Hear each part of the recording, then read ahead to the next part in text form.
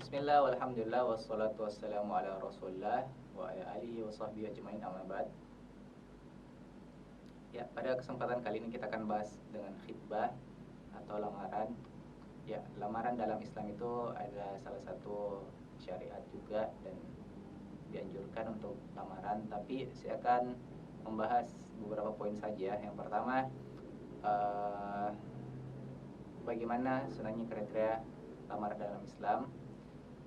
Pedomannya adalah tunkahul mar'u li arba. Dinikahi seorang perempuan karena 4 hal. Yang pertama, saya mungkin lupa urutannya, tapi saya akan sampaikan. Yang pertama, cantiknya, kemudian nasabnya, kemudian hartanya, kemudian agamanya. Fadzwar bidzatiddin taribat yadak. Maka dahulukanlah agamanya, prioritaskan dengan agamanya, maka kamu akan menjadi tentram. Kita akan bahas kenapa yang pertama bijamaliha. Bijamaliha karena kecantikannya. Pada umumnya laki-laki memandang fisik, tapi nggak semua laki-laki memandang fisik. Dan secara umum ya Rasulullah juga menuntun kita agar sesuai dengan hawa nafsu kita. Jadi biasanya laki-laki itu memandang fisik, tapi nggak semua ya laki-laki memandang fisik. Saya tegaskan, nggak semua laki-laki memandang fisik. Tapi perlu diketahui bahwa catatan memandang fisik ini adalah kebiasaan orang-orang Nasrani. Nah, kebiasaan orang-orang Nasrani itu memandang fisik. Jadi orang menikah karena fisik itu adalah kebiasaan orang-orang Nasrani. Walaupun Islam juga memandang fisik ya, karena mungkin ya dalam hadis jadi katakan bahwa lihatlah apa yang membuatmu tertarik, karena jangan sampai kamu menikah kamu nggak ada ketertarikan dengannya. Jadi melihat wanita itu apa yang membuatmu tertarik. Mungkin, mohon maaf saya harus bahas, mungkin dari wajahnya atau mungkin dari tubuhnya. Mohon maaf, ada yang mungkin suka dengan lekuk tubuh, ada juga yang mungkin dengan tinggi badan, mungkin ada juga yang melihat dari ya penilaian itu relatif ya, jadi terserah teman-teman semuanya bagaimana menilai tentang kecantikan itu. Yang kedua, linasabiha. Nah, melihat pasangan atau perempuan dari nasabnya itu adalah kebiasaan orang-orang Quraisy yang melihat apakah dia keturunan bangsawan atau tidak. Makanya di Arab itu nasab sangat dijaga. Ya, kita juga di sini di Indonesia nasab sangat dijaga, tapi bedanya kita dengan orang-orang Arab biasanya akan menulis siapa jalur kakek neneknya, dari mamanya, dari ibunya siapa, neneknya siapa, kakeknya siapa, terus kakek buyutnya siapa, nenek buyutnya siapa, dari ayahnya pun seperti itu biasanya ditulis. Nah, apabila dia ada golongan bangsawan atau golongan hartawan, maka biasanya nilai seorang wanita itu lebih terangkat. Nah, biasanya kalau di Arab itu apabila dia seorang yang biasa-biasa saja atau dari kabilah yang biasa-biasa saja atau kabilah rendahan atau dari kabilah atau dari budak, maka statusnya itu akan menurun. Jadi status nasabnya itu akan menurun. Makanya kebiasaan orang-orang Quraisy adalah melihat nasabnya. Kemudian yang ketiga adalah limaliha, karena hartanya. Nah, biasanya untuk versi laki-lakinya, bagaimana seorang perempuan atau keluarga seorang wanita menerima pinangan seorang laki-laki, ada 2 hal, yaitu dengan agamanya dan akhlaknya. Jadi cukup menilai agama dan akhlaknya saja, dan sebaiknya seperti itu, tidak memandang fisiknya. Pada hadis selanjutnya, apabila kamu menolak lamaran orang yang baik agama dan akhlaknya, maka tunggulah fitnah dan kerusakan yang banyak di atas muka bumi. Jadi saya bacakan hadisnya. Bila orang yang agama dan akhlaknya kamu ridhoi datang melamar anak gadismu, maka nikahkan ia dengannya. Sebab apabila tidak atau kamu menolaknya, akan terjadi fitnah di muka bumi dan banyak kerusakan. Iya.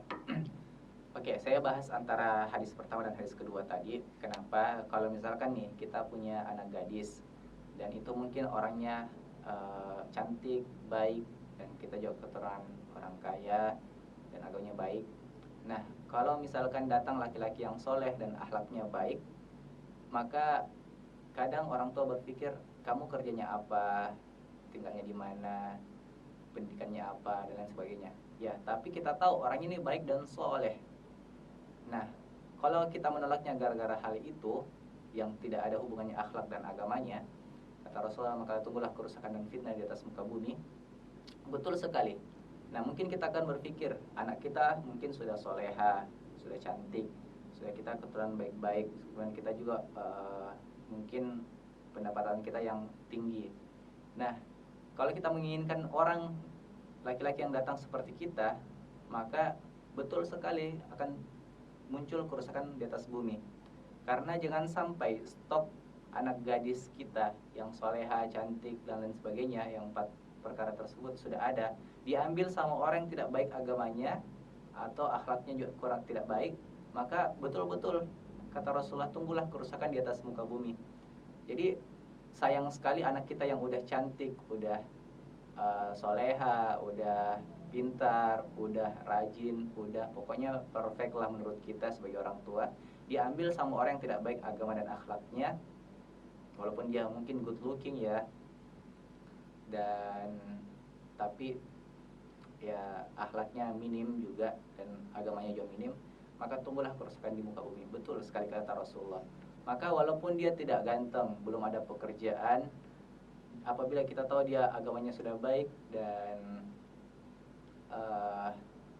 akhlaknya baik, maka nikahkan saja. Apa susahnya kalau misalkan dia belum punya pekerjaan, atau misalkan dia nggak good looking? Apa susahnya kita sebagai orang tua memfasilitasi, sebagai mertua memfasilitasi untuk perawatannya? Ya mungkin dia nggak good looking karena kurang skincare aja kan, atau dia nggak punya pekerjaan. Ya apa susahnya sebagai orang tua kita memanggil menantu kita, membiayai menantu kita untuk makan bersama kita? Nggak ada salahnya kok kita biayai menantu kita. Ya walaupun kita berpikir, loh gunanya apa? Ya saya kasih tahu kepada teman-teman semuanya bahwa nggak semua orang dikaruniai pekerjaan sama. Ya kalau misalkan orang dikaruniai pekerjaan sama, ya semua akan menjadi presiden, semua akan jadi menteri. Nggak ada orang jadi mohon maaf petugas kebersihan, kuli bangunan, nggak ada orang jadi kurir. Nah itu pentingnya kita tidak melihat daripada latar belakangnya, kecuali daripada agama dan akhlaknya. Kalau enggak, kasihan. Saya coba ajak berpikir ya, kasihan nggak sih kalau misalkan anak kita udah stoknya bagus dinikahi sama orang yang nggak bagus agamanya. Seperti itu aja dulu lah. Ntar dia kalau misalkan ditolak, terus biasanya kan akan terjadi fitnah kan. Nah mungkin jadi orang datang yang udah nggak ada lagi orang soleh yang datang kepada dia, akan datang kepada orang-orang yang mungkin ya agamanya ya cemen.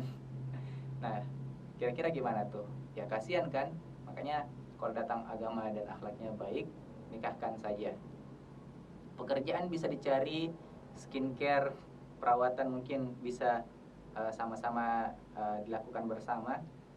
Tapi kalau akhlak dan agama itu susah. Makanya pepatah Arab mengatakan, apabila kamu mendengar gunung itu berlari atau berpindah, maka percayalah. Namun apabila kalian mendengar bahwa seseorang itu berubah karakter dan kepribadiannya, maka jangan percaya.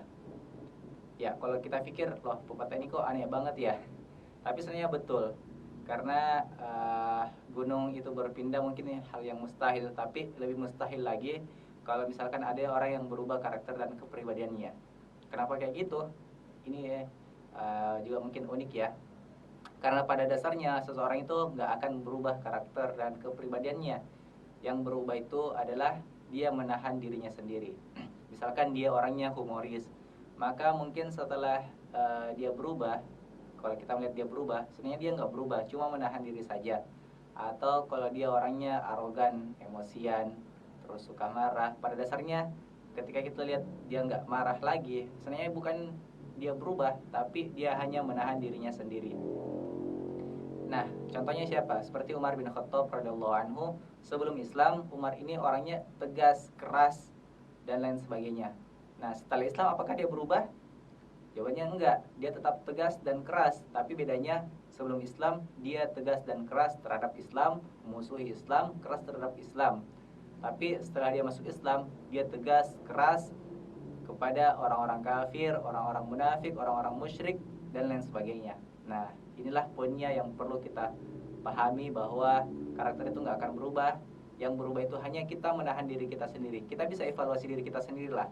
Dulunya kita gimana, sekarang gimana. Pada dasarnya kita nggak berubah. Dasarnya itu kita hanya menahan diri kita sendiri.